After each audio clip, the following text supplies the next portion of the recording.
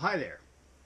Today I have a discussion prepared that will be probably the most useful video of the whole series that I've done. And I'm going to talk about cadence.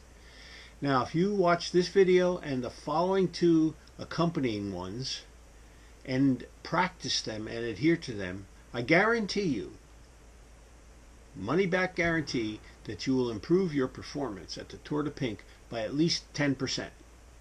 But you got to go out and practice it, and you will be worthy of the guarantee. So let's talk about cadence. What is cadence? Cadence is the revolutions per minute that you produce with your legs on the bike during riding, and it's measured in a number that goes anywhere between, I'm going to say, 0, which is couch time, to, it could be as high as 150.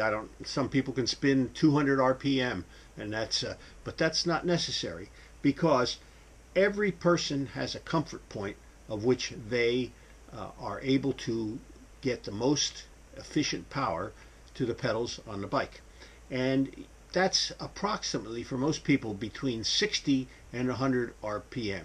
Now, you can get a little simple device that will help you by sending a signal to your computer or whatever type of controller you might have on the bike and tell you what your cadence is. Or you can use, as we did before the days of computers, what feels good.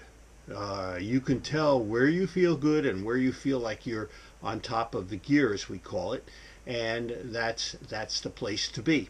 So I have to use an analogy. Your car, most of you have a car of some sort, and it has probably an automatic transmission, and you can sometimes tell when your car is seeking for a gear. If you go up a hill, you can hear it shift down, and when it's on the highway, it gets up into what they call overdrive, or in its highest gear. And it actually, you could look at the tachometer on your car, and you'll see where the sweet spot is in your car.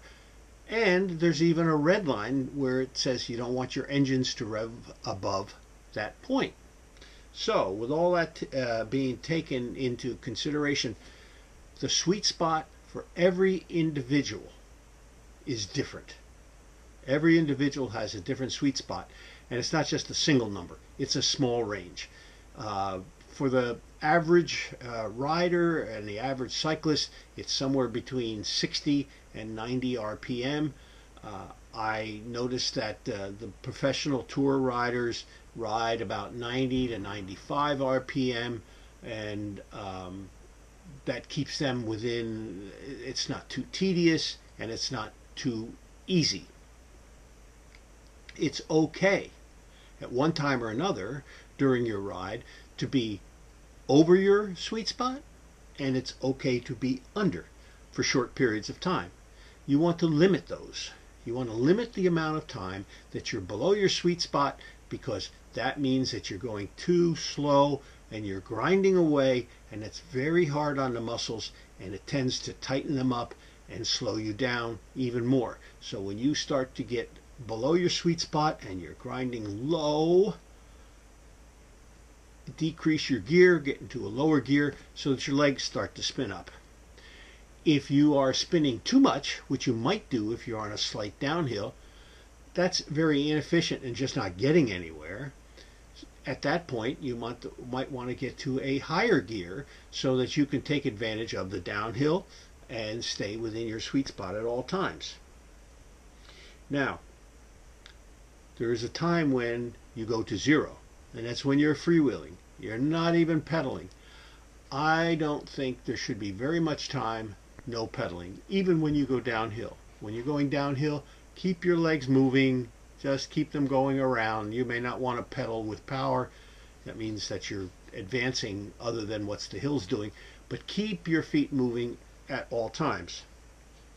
Now, the next two videos will talk to you a little bit about your equipment so that you can understand how you can stay within that sweet spot and how you can be very efficient. When you see a hill coming, you are going to shift down, I call it down, to a lower gear so that you can start to spin a little more to get up that hill.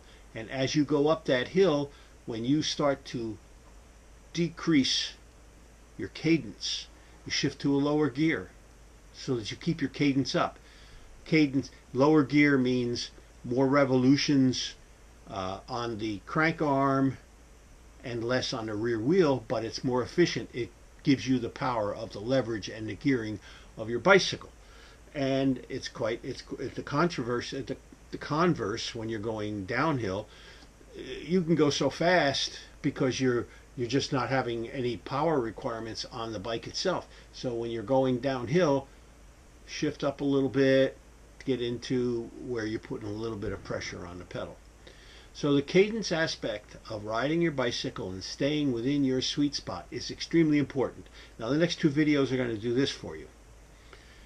The first of the next two is a little bit more for beginner riders and those who are unfamiliar with the equipment on the bicycle. So it's tailored for them. It couldn't hurt anybody to watch it. I've tried to keep them as short as possible. But you look at how the equipment works, and then what you have to do, you have to go out and practice. You have to go out and check out how that affects you and how you feel and what it does for you on the road. Don't wait until the Tour de Pink to do this. Do it now. Do it with your friends. The second video will be, I'm taking, I do one hill 2 times with 2 different types of methods. And then I do another hill just to demonstrate to you how and when to shift your gears. I have an opinion. It's debatable. If you are somewhat out of shape or your conditioning isn't where it could be, you could ride the entire Tour de Pink using the small ring in the front and just shifting the rear gears. You'll find that it's much easier on you.